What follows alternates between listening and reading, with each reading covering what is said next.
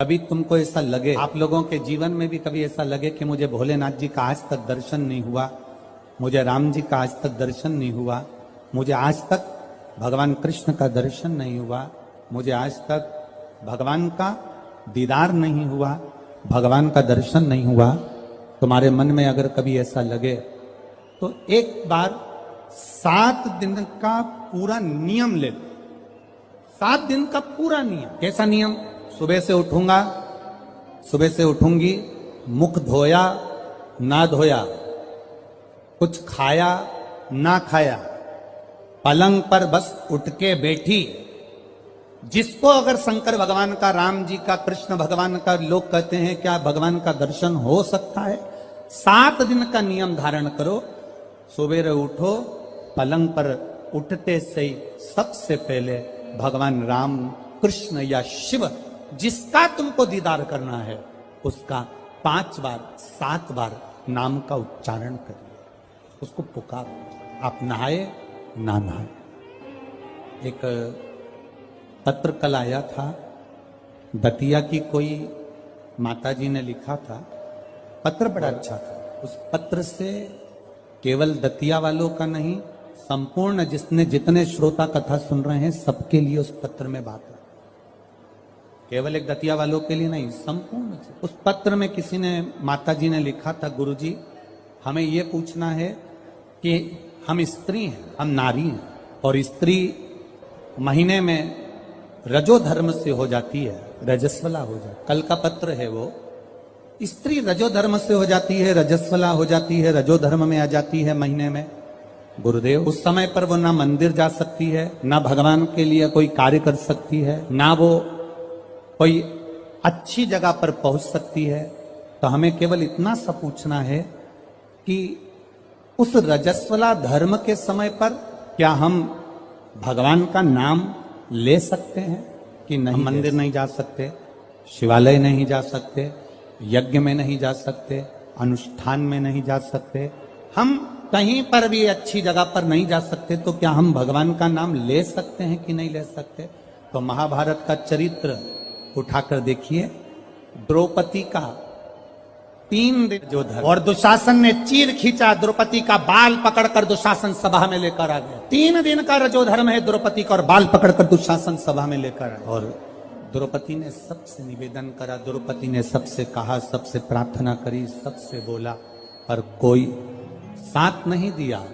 तब गुरु बाबा के कहने पर द्रौपदी ने भगवान कृष्ण को पुकारना प्रारंभ करा, भगवान को आवाज लगाना प्रारंभ। अब ये प्रश्न का उत्तर है तुम्हारा। पलंग पर भी पड़े हो ना, तो भगवान का नाम लेने में कभी संकोच मत करना। बीमारी में भी पड़े हो ना, भगवान का नाम लेने में कभी संकोच मत करना। बीमारी में, मल और मूत्र में भी पड़े हो तो भगवान का नाम लेने में कभी संकोच मत करना। और अगर आप रजो धर्म में भी हो, पूजन नहीं कर सकते, कहीं जा नहीं सकते, पर नाम लेने में कभी संकोच मत करना, क्योंकि जीवन का क्या भरोसा, जीवन का क्या भरोसा? मंत्र जाप, नाम जाप, स्मरण, भगवान को पुकारना, भगवान का नाम लेना, ये बंद नहीं। अरे खाना ना छोड़ा, पीना ना छोड़ा, हरि भजन क्यों छोड़ दिया, जाना ना छोड़ा, आना ना छोड़ा, फिर सत्संग जाना क्यों छोड़ दिया। भगवान का नाम लेने में, भगवान का स्मरण करने में, भगवान का कीर्तन करने में, हाँ आप श्रेष्ठ जगह पर मत जाइए, किसी वस्तु को मत छुओ। यहां तक शास्त्र कहता है कि अगर किसी ब्राह्मण, संत, गुरु और भगवान के लिए भोजन भी बन रहा है और आप रजो धर्म से हो, तो भोजन पर दृष्टि भी मत दो। यहां तक शास्त्र कहे अगर भोजन बन रहा है तो भोजन पर हमारी दृष्टि भी ना जाए। भगवान का नाम ले सकते, आप उसे पुकार सकते। मृत्यु की घड़ी में भगवान ये देखेगा क्या उस समय पर कि ये रजस्वला धर्म में है, तो अभी इसको हम मार नहीं सकते, अभी हम इसको ले जा नहीं सकते। मृत्यु की घड़ी में ये नहीं देखा जाएगा। मृत्यु की घड़ी में तो केवल तुम्हारा जो करा हुआ पुण्य है, मृत्यु की घड़ी में तुम्हारा करा गया सत्कर्म है, मृत्यु की घड़ी में तुम्हारा करा गया अच्छा कर्म है, केवल वो तुम्हारे सम्मुख में रहेगा। पुकारो, भगवान के नाम को पुकार सकते हो, बुला सकते हो परमात्मा को, पुकार सकते हो परमात्मा को, बोल सकते हो भगवान को। शिव कथुयशा ने अपने पिता के कहने पर पार्थिव शिवलिंग का निर्माण किया। बहुत सावधानी से सुनना, रजस्वला धर्म के अंतर्गत नारी भोजन भी बन रहा है तो उस पर दृष्टि ना दे। रजस्वला धर्म के अंतर्गत नारी पूजन वाली जगह पर ना जाए। रजस्वला धर्म के समय पर नारी अच्छे कर्म की ओर ना जाए। पर रजस्वला धर्म भी अगर तुम्हारा है, कोई बीमारी भी तुमको है, कोई रोग में भी तुम पड़े हुए हो, पर भगवान का नाम लेने में कोई दोष नहीं है। भगवान का नाम तुम कभी भी ले सकते हो जब तुम्हारी मर्जी। 7 दिन का नियम धारण करो।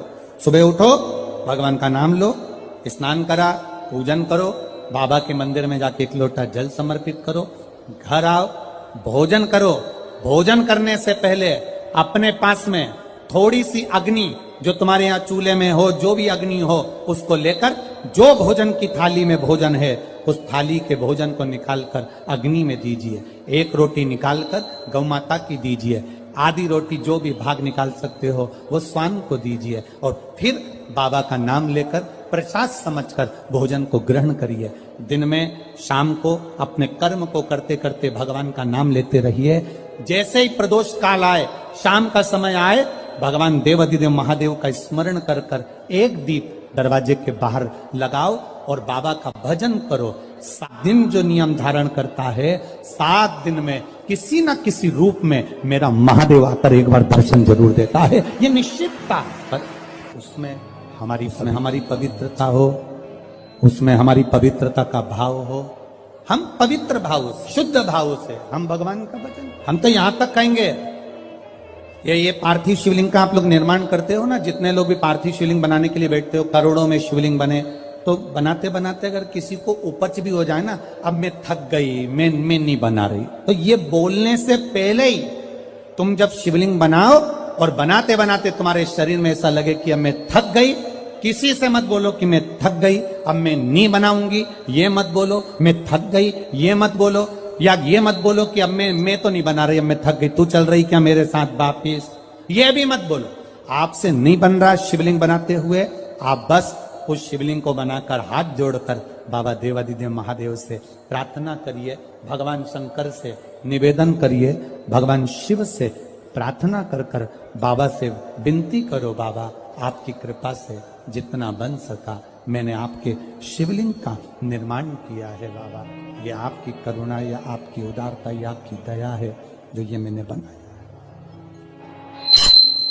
ये आपकी कृपा से, आपकी दया से, आपकी उदारता से मैंने निर्माण किया है।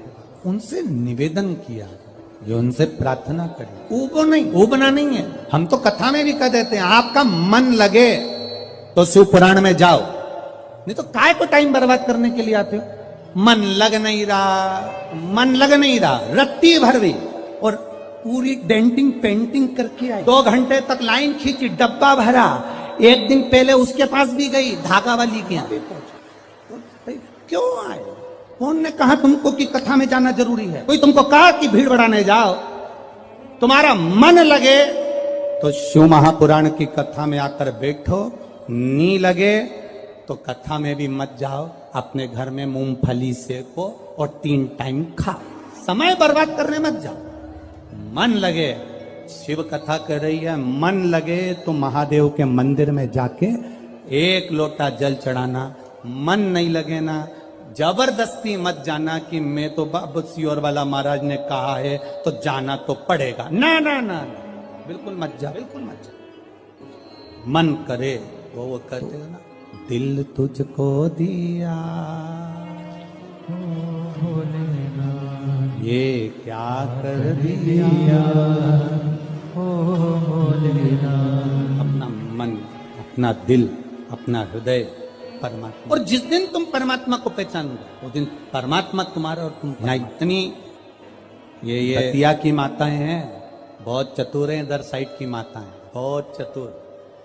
इधर की माताएं इतनी चतुर होती हैं कि शादी विवाह में अगर गणेश जी नहीं मिलते हैं तो ये गोबर का और मिट्टी का गणेश बनाकर मटकी पे रखकर पूजन कर देती हैं, और मिट्टी का भी गणेश नहीं मिलता, गोबर का भी गणेश नहीं मिलता। तो यहां की माता इतनी विद्वान है कि गुड़ की ढेली को तोड़कर आधी ढेली का गणेश जी बना देती और आधी ढेली का भोग लगा देती। और गणेश सरकार सही है, यहां की माता इतनी विद्वान है कि गुड़ की ढेली को, आधी ढेली को फोड़कर गणेश जी बना देगी, और आधी को हमारे यहाँ महाराष्ट्र में भी कहते हैं महाराज, गुलाचा गणपति और गुलाचा मेवा, मतलब गुड़ का ही गणपति और गुड़ का ही नैवेद्य भगवान को भोग। दतिया की माताएं भी इतनी विद्वान है, जब गणेश जी नहीं मिलते, गोबर नहीं मिला, मिट्टी नहीं मिली, शादी के समय पर तुरंत घर की जो बुजुर्ग माँ होती है वो कह देती है गुड़ की खोड़ी रखिए ना, आधा टुकड़ा तोड़ मटकी पे रख दे, गणेश जी हो गए। भोग लगाने के लिए कुछ भी नहीं है ना, जो आधा गुड़ का टुकड़ा है ना उसी को भोग लगा दो। क्यों? गुलाचा गणपति और गुलाचा नैवेद्य, भगवान गणेश भी यही है और भोग भी उनका यही। ये हमको बूढ़ी माता पहचान गई कि गुड़ की ढेली में गणपति है, और पूरे शादी में वो गुड़ का गणेश पुजाता रहा, पुजाता रहा, पुजाता रहा, और गणेश जी भी आशीर्वाद देते रहे, क्योंकि वो बूढ़ी माँ ने पहचान लिया कि मैं गुड़ की ढेली में भी हूं। जिस दिन हम पहचान गए कि ये जितने आए हैं और जितने भगवान के भजन करने वाले हैं, संसार में रहने वाला जलचर, थलचर, वायुचर, जितने जीव हैं, जिस दिन हम पहचान गए कि इनके अंदर भगवान है और सब में परमात्मा समाया है, उस दिन मेरे शंकर को मिलने में देरी नहीं लगेगी, वो मिल जाए। गुलाचा गणपति और गुलाचा आधा, ये हम समझ नहीं पा रहे हैं भगवान, हम परमात्मा को जान नहीं पा रहे। सुयशा ने भगवान शिव जी की आराधना करी, पार्थिव शिवलिंग का निर्माण करने के लिए बैठी, और जो निर्माण करा, मात्र 7 दिन निकले थे सुयशा को, देवादिदेव महादेव प्रकट हो गए। मांग सुयशा, क्या चाहिए तुझको? सुयशा कहती है मैं आपके चरणों की दासी बनना, मैं आपके चरणों की दासी बनना चाहती। भगवान कहते सुयशा, इतनी सुंदर बात देवादिदेव महादेव ने कही, इतनी सुंदर। सुयशा कह रही है मैं आपके चरणों की दासी बनना चाहती हूं, चरणों की दासी। देवादिदेव महादेव ने कहा सुन सुयशा, मेरी धर्म पत्नी पार्वती मेरे साथ में है, मैं दूसरी नारी को अपने करीब भी नहीं आने देता। हाँ सुयशा, तो मेरे स्वरूप का स्नान करा, पूजन करा, अर्चना कर, निवेदन कर, बेलपत्र चढ़ा, पुष्प चढ़ा, मैं तुझे फल दूंगा। पर सुयशा, तू कहे कि मैं पार्वती जी का स्थान ले लूं, तू कहे कि मैं संगनी बन जाऊं, ये नहीं। सुयशा, ऐ सुयशा, संत, साधु, सन्यासी, तपस्वी, साधक, उपासक, भगवान शंकर कहते हैं संत, साधु, सन्यासी, तपस्वी, साधक, उपासक, अगर इनके सामने एक लकड़ी की स्त्री भी आ जाए ना, तो संत साधु को उसका स्पर्श तक नहीं करना चाहिए, वो श्रेष्ठ संत माना जाए। साधु वो तपस्वी, एक लकड़ी की भी स्त्री अगर कोई बनाकर सामने रख दे, उसका स्पर्श आप लोगों को थोड़ा सा बुरा जरूर लगता है, पर महाराज जी हम जब सीहोर से चलते हैं तो एक फॉर्म भरवाते हैं, वहां से चलने पर एक फॉर्म भरवाते हैं। आज सुनते हैं तुलसी माता की चालीसा। यह चालीसा सुनने से होती है हर रोगों से मुक्ति, मिलती है सुख समृद्धि का आशीर्वाद। तो एक बार बोलिए प्रेम से विष्णु भगवान की जय, तुलसी माता की जय, भगवती माता की जय। श्री तुलसी महारानी करो विनय सिरनाय, जो मम हो संकट विकट दीजे मात नसाय। नमो नमो तुलसी महारानी, महिमा अमित न जाए बखानी। दियो विष्णु तुमको सम्माना, जग में छायो सुयस महाना।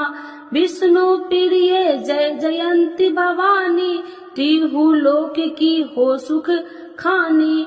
भगवत पूजा करे जो कोई, बिना तुम्हारे सफल न हो। जिन घर तब नहीं होए निवासा, उस पर करे विष्णु नहीं वासा।